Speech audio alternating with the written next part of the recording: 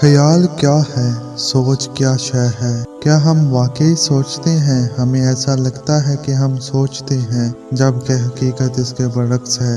انسان ہرگز کچھ بھی نہیں سوچتا، ہم صرف مخرج کا جواب دیتے ہیں، رسپونس کرتے ہیں۔ سوچ اپنی اصل میں ایک مردہ شے، ڈیڈ تھنگ ہے۔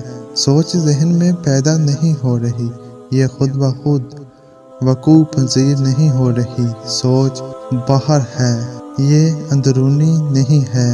یہ بہت پیچیدہ سوال ہے۔ آئیے پیاز کے چھلکے کی تہس اتارنا شروع کرتے ہیں، دیکھتے ہیں آخر میں کیا بچتا ہے۔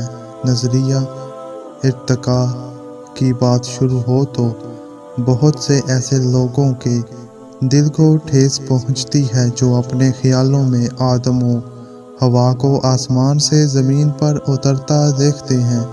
اللہ تعالیٰ کی عادت مبارکہ میں تصوراتی بناوٹ نہیں ہے۔ اللہ فنکشن کو نہیں، حقیقت، فیکٹ کو پسند کرتا ہے۔ وہ عالم ہے، سب سے بڑا عالم۔ وہ کوئی بھی کام ایسا نہیں کرتا جس کی کوئی علمی بنیاد نہ ہو۔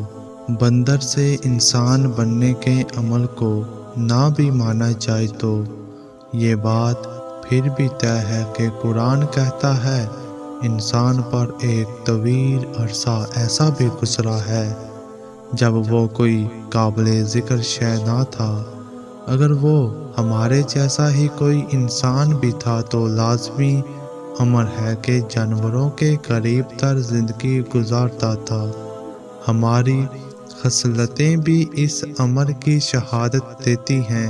ہر انسان میں کسی نہ کسی جانور کی صفت ہوا کرتی ہے، جیسے کوئی بھیڑیا صفت، شیر کی طرح بہادر، لومڑی کی طرح چالاک اور سانپ کی طرح خطرناک ہوا کرتا ہے۔ اس اولین دور کے انسان میں عقل و فہم نام کی کوئی شے نہ تھی۔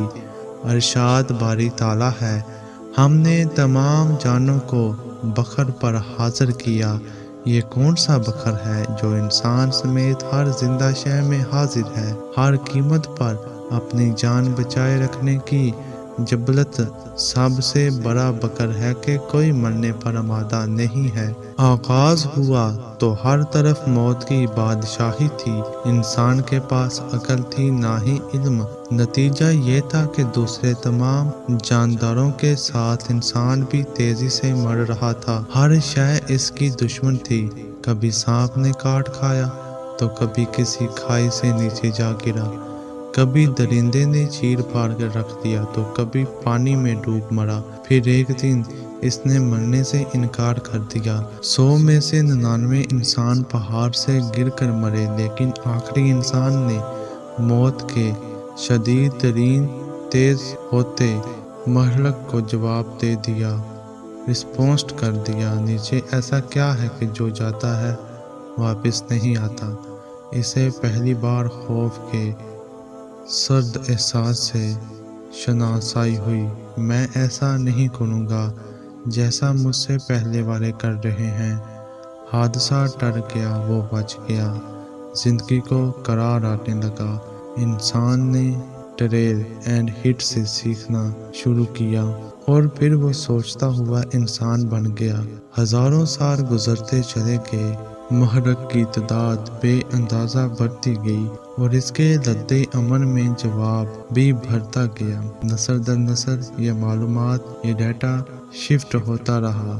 کچھ جینز سے اور بہت سے علم کے طور پر بھی انسان کی نسل کو آگے منتقل ہو رہا تھا، جس کے نتیجے میں انسان ہرگز رتے دن کے ساتھ مزید سوچنے والا بنتا چلا گیا۔ اسی دوران خالق کائنات نے آسمانی کتابوں کو انبیاء، رسولوں اور پیغمبروں کے ذریعے اتارا۔ انسان کو وہ سکھایا جو وہ جانتا نہ تھا۔ مہلک کا جواب تو جانور بھی دے رہا تھا۔ ہرن شیر کو دیکھ کر بھاگ رہا تھا، مگر انسان کی قابلیت اور تھی، اس میں شعور تھا۔ بے شک ہم نے انسان کو ایک مرکب بوند سے پیدا کیا۔ ہم اس کی آزمائش کرنا चाहते थे, बस हमने इसे सुनने वाला, देखने वाला बना दिया। सिर्फ ज़मीनी महलक से आदमी कभी इंसान ना बन सकता था, इसलिए अल्लाह ने किताबें उतारी, नबिया भेजे। ये नस्ल इंसान के उस्ताद थे। इन्होंने इंसान को अल्लाह की किताबों से अच्छे बुरी की तमीज़ सिखाई, ताकि इंसान को आजमाया जा सके कि कौन अच्छा है और कौन बुरा है। याद रखने की बात है कि माशरा वजूद में लाने की ताकत सिर्फ और सिर्फ आसमानी मजहब में होती है। अगर इल्हामी मजहब ना आते तो माशरा कभी वजूद ना पा सकता था। इंसान सोचता नहीं है, सिर्फ महलक को जवाब देता है, रिस्पॉन्स करता है।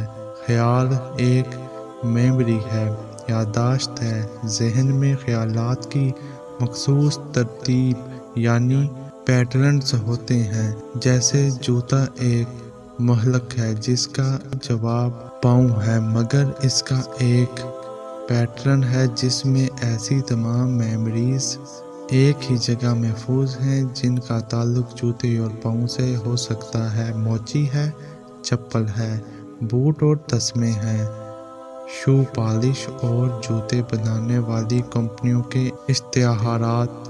जूता टूट जाने का कोई वाक़या भी इसी पैटर्न में है। इसी तरह जूता टूट जाने पर जिस जगह वक्त पर ना पहुंच पाने की वजह से नदामत हुई थी, इस ख्याल का पैटर्न इस जूते के ख्याल के पैटर्न से जुड़ा है। ये पेच दर पेच ख्यालात का एक लाममतना ही सिलसिला होता है जो यादाश्त की सूरत में हमारे जहन में महफूज होता है।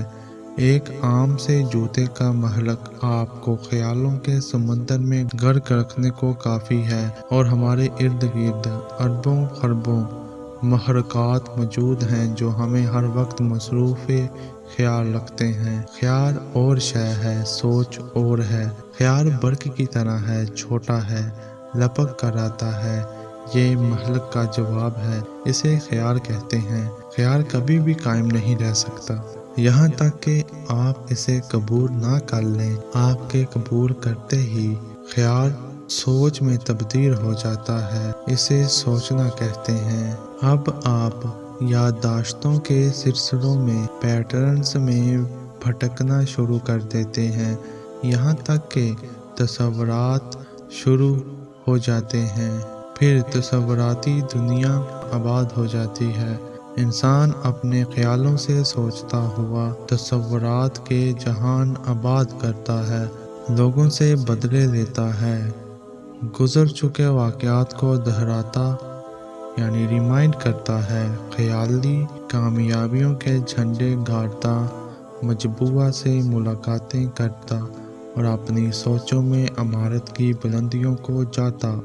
इंसान ये सब ज़हनी खुद लज़्ज़ती है जिसका कम या ज़्यादा, कुछ अरसा तादेर या हमेशा हम सब शिकार होते हैं।